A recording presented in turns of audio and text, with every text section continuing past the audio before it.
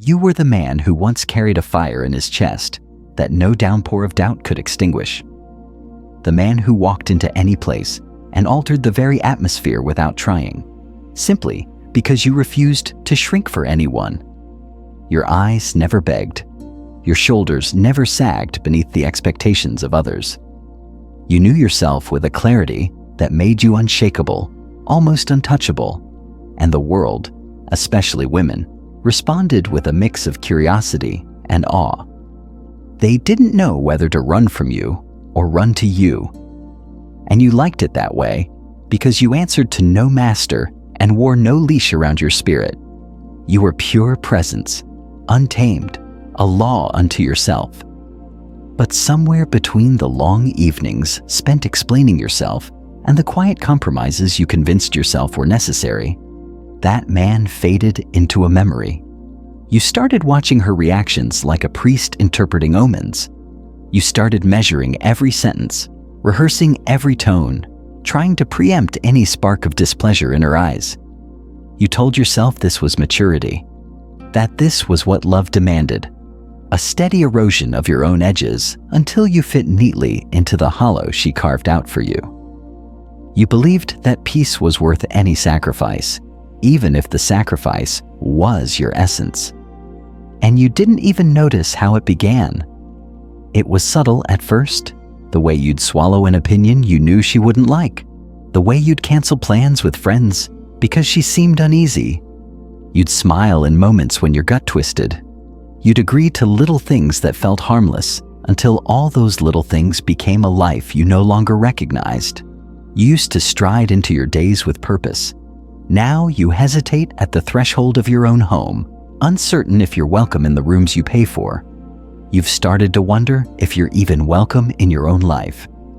The worst part isn't that she expected you to bend. The worst part is how willingly you bent. Not out of devotion, but out of fear. Fear of being alone, of being misunderstood, of being labeled as unfeeling, of being told you were the problem. And so you folded yourself, layer after layer, until nothing remained but a polite echo of a man who used to roar. You've convinced yourself you're doing it for love, for the kids, for stability. But that's not true. You're doing it because somewhere along the way you started to believe that the worst thing that could happen was for her to stop approving of you. And in that belief, you surrendered the most sacred inheritance any man possesses, your own will. You stopped being the storm she couldn't predict. You became the safe, predictable drizzle she could plan around. And in that transformation, you lost the very thing she once admired. Because she didn't fall in love with a man desperate to be liked. She fell in love with the man who didn't need her permission to be himself. When you were still whole, you didn't apologize for your opinions. You didn't compromise your ambitions. You didn't shrink your dreams to make space for hers. You stood in your truth and let the chips fall wherever they might. That was the source of your magnetism. That was the gravity that drew her in. But instead of trusting that power, you traded it for the illusion of safety. You believed if you were gentle enough, agreeable enough, harmless enough, she would never leave. But what you never understood was that the price of her staying is her respect. And without respect, no amount of love can sustain the spark that once existed between you. She may still share your bed, still share your meals, still share your life, but in her eyes, you've become invisible. A tool, a convenience, a pet she can count on to always be there, never challenging her, never unsettling her, never reminding her of the man she could never quite hold in her grasp. She tests you because she wants to feel your unshakable center again. She pushes your boundaries because she wants to know they're still there. But every time you capitulate, you confirm her quiet suspicion that you're no longer the man you once were, that you've become domesticated in the worst sense, tame, predictable, software. You think you're avoiding conflict by giving in, but you're not avoiding anything. You're just storing resentment in a vault inside you, that grows heavier each day. You feel it when you wake up and stare at the ceiling, wondering how your life became so small. You feel it when you catch a glimpse of your reflection and don't recognize the eyes staring back. You feel it when her touch no longer ignites anything in you, but a dull ache of obligation. You tell yourself you're making sacrifices for love, but love isn't the absence of conflict. It's the presence of two unbroken spirits who choose to walk beside each other without losing themselves. You are no longer unbroken. You are a man who learned to flinch before she even raises her voice. A man who learned to nod before he even considers whether he agrees. A man who learned to placate instead of lead. And deep down, she knows it. That's why her admiration has dried up. That's why her desire has cooled. That's why she looks past you now when you speak, as though searching for something you used to embody. And in your most honest moments, you know it too. You know you were never meant to be an accessory to someone else's life. You were meant to be the architect of your own. You were never meant to be a man waiting for permission to feel, to speak, to act. You were meant to be a force that doesn't ask, doesn't beg, doesn't bend except by choice. You remember what that felt like, don't you? When your days were yours, when your convictions were sharp and unapologetic, when you didn't rehearse your truth to make it more palatable, when you didn't hesitate to walk away from anything or anyone that asked you to compromise your soul. That man is still in you.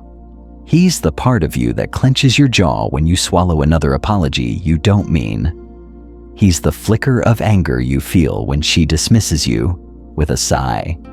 He's the pulse of frustration when you realize you've spent years accommodating someone who no longer even looks at you with wonder. You've buried him under layers of politeness, compromise, and fear. But he's not dead. He's waiting for you to remember that a man's purpose is not to be understood, but to be undeniable, not to be liked, but to be respected, not to be needed, but to be chosen freely over and over again by a woman who knows she cannot break him. You were not born to grovel. You were born to stand. You were not designed to negotiate your worth in whispers. You were meant to declare it by the way you live, without apology, without permission. You think your compliance buys peace, but all it buys is contempt. You think your silence is virtue, but all it proves is fear.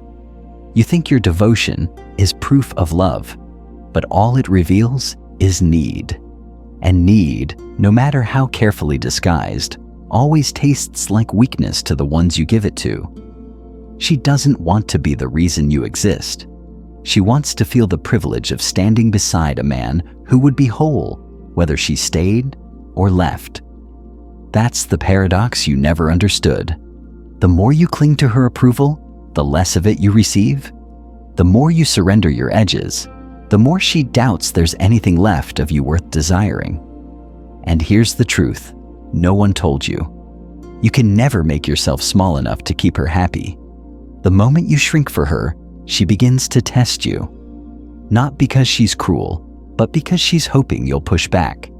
She's hoping you'll remind her that you cannot be moved by her moods, her tears, her threats. She's hoping you'll prove you're still the man whose presence she respected. Long before she tried to soften it, but you haven't pushed back. You haven't reminded her. You folded again and again and called it love. And that's why your house feels cold. That's why your bed feels empty. That's why your spirit feels like a room no one visits anymore. You're not waiting for her to change.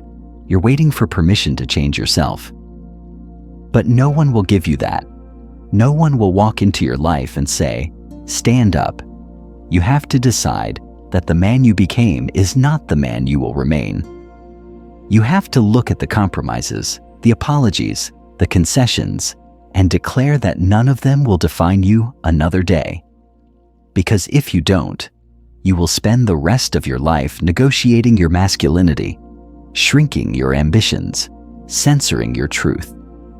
And one day you will look back and realize you spent your only shot at existence pretending to be the man she said she wanted, rather than the man you were born to be. And when you finally see it clearly, it will feel like waking from a long, restless sleep. You'll remember how it felt to walk into a room and not care who approved of you. How your laughter came from somewhere deeper than politeness. How your plans were built around your purpose, not someone else's comfort. You'll remember the quiet certainty that you were enough, exactly as you were, without trimming off the parts of yourself that made other people uneasy. That memory will sting at first, like pressing on a bruise you forgot was there. But beneath the ache, you'll feel something else rising, a steady, undeniable conviction that you were never meant to spend your life tiptoeing around someone else's insecurities. She didn't steal your fire. You put it down because you thought it would make her stay. You believed that if you became gentle enough, agreeable enough, humble enough, you would prove your love beyond question. But no woman was ever inspired by a man who needs her more than he respects himself. She may have asked for compromise, but what she wanted was the unyielding center you once carried so effortlessly. She wanted to know that no matter how close she came, no matter how much of your heart she held, there was still a part of you she could never tame. Because that part, the place where your will lives, that's what made her feel safe. Not because you were soft, but because you were strong. You were the man who never explained himself, because you understood that real power doesn't justify itself. It simply moves, certain of its own direction. The man who didn't apologize for being decisive, who didn't pretend to feel things he didn't feel, or agree with things he didn't respect. You were the man who could listen to her anger without shrinking, who could stand in the heat of her emotion without flinching, because you knew her storms couldn't drown you. You were anchored in your own truth, and that was the only harbor she ever trusted. You didn't give that man away in a single moment. You surrendered him in 1,000 small choices. A little nod here, an unspoken resentment there, 1,000 tiny cuts of your own making. You told yourself it was maturity. That's the word they all use when they want to polish weakness into something noble. But the truth is, it was fear, plain and simple. Fear of being alone. Fear of being called selfish. Fear of losing her affection. You didn't trade your spine for love. You traded it for the illusion that if you were pliable enough, she'd never leave. And the irony is, she hasn't left, but neither of you have really stayed. You're both haunting the same rooms, playing out the same predictable script. You perform, she reacts. You bend, she tests. You apologize, she withdraws. And all the while, the real you, the man who was never afraid to disappoint, is buried under layers of rehearsed compliance. You used to know that your value wasn't in your utility. You were never meant to be a man who existed to solve her moods, to absorb her doubts, to be the catch-all for her discontent. That's not love. That's servitude wearing a romantic mask. And it doesn't matter how many times you tell yourself you're doing it for the good of the relationship. It will never feel right because it's a lie. Love without respect is a slow execution, and respect doesn't grow in the soil of endless accommodation. It grows in the friction between two whole people who refuse to pretend. She didn't fall for you because you were safe. She fell for you because you were dangerous in all the best ways. You were the man whose attention was a gift, not a guarantee. The man whose approval she had to earn, because it wasn't handed out in exchange for compliance. She didn't choose you because you were predictable. She chose you because you were a mystery she couldn't solve. And the moment you started explaining yourself, started yielding every argument, started apologizing for every moment you stood your ground, you erased the very tension that made her feel alive in your presence. You thought if you became everything she asked for, she would finally relax and love you without reservation. But the truth is, she stopped seeing you the moment you stopped seeing yourself. You became a reflection of her moods instead of a man with his own. You learned to edit your desires so carefully that you can't even remember what they were. And in doing so, you became invisible. Not because you lost her interest, but because you lost the edge that made you irreplaceable. That edge wasn't cruelty or indifference. It was the quiet knowledge that you didn't need her to feel whole. That you would never trade your purpose for peace. That you would rather walk alone than pretend to be less than you are. That was the source of your gravity. The thing that made her feel both safe and challenged. You were not designed to orbit someone else's comfort. You were born to chart your own path, to create a life built around the fierce clarity of your own convictions.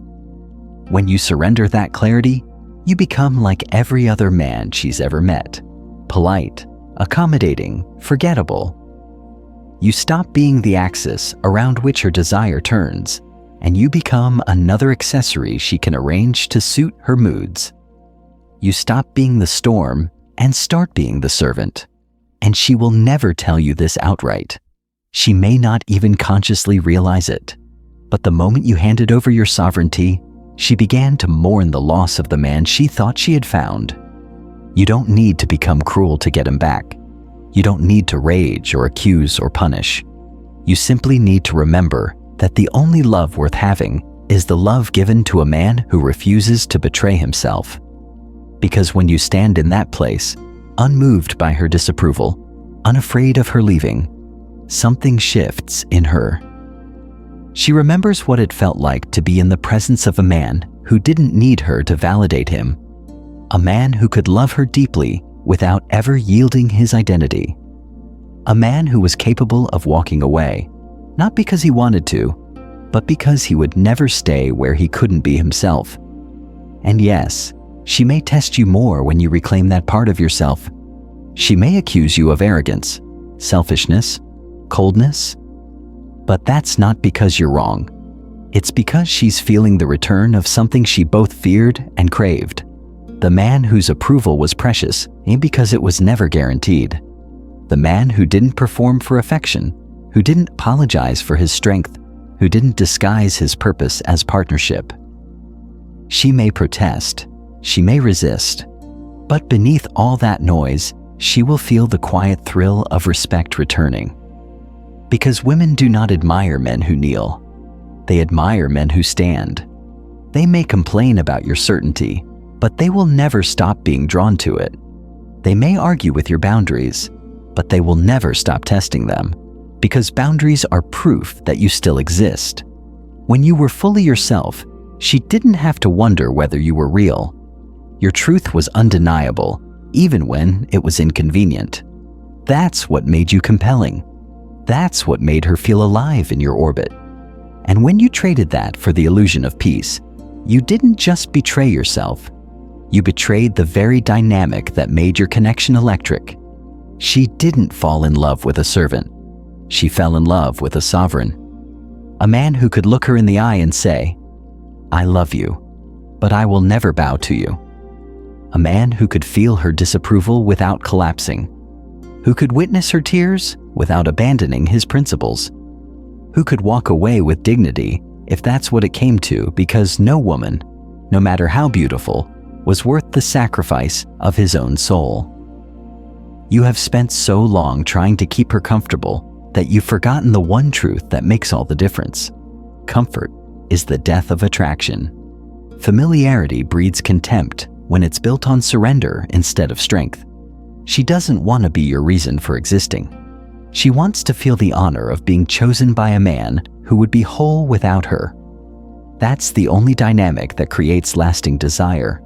A man who is complete in himself and a woman who feels the privilege of being invited into his life, never required to complete it. You used to know this without having to think about it. You didn't analyze your every word. You didn't weigh the pros and cons of every decision. You didn't ask her what she needed before you even knew what you wanted. You simply lived. And in that unapologetic living, she found a man she could believe in. A man she could trust, not because he was predictable, but because he was consistent in his own nature. She never had to wonder where you stood. She never had to question whether you were telling the truth, because your truth was not negotiable. It was the foundation you built everything on. That is what you must reclaim. Not some cartoon version of masculinity that confuses cruelty with power, but the unbreakable center that refuses to shrink. The certainty that your life is yours to live, that your worth is not determined by how useful you are to her moods, that your purpose is not a favor you grant to win affection. When you find that again, when you let go of the need to be understood or approved of, you become the man she cannot ignore. Not because you force her to respect you, but because you remind her what it feels like to be in the presence of a man who doesn't fear her storms. A man who will never trade his essence for temporary harmony. A man who would rather be alone in his truth than loved for his disguise.